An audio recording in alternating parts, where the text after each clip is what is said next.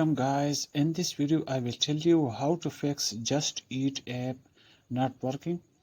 So please watch the full video and also subscribe to this channel. So let's get started. First of all, long press on Just Eat app. Now tap on app info. Now tap on storage usage. And here clear cache.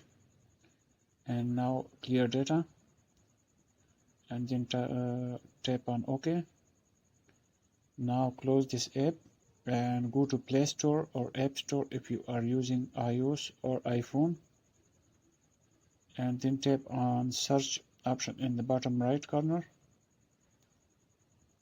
Tap on search bar on the top and here type Just Eat. Now tap on OK. So here you will see update option instead of open button. Simply tap on that to update this app to the latest version. This will fix the issue of not working. So hope this video will help you. Thanks.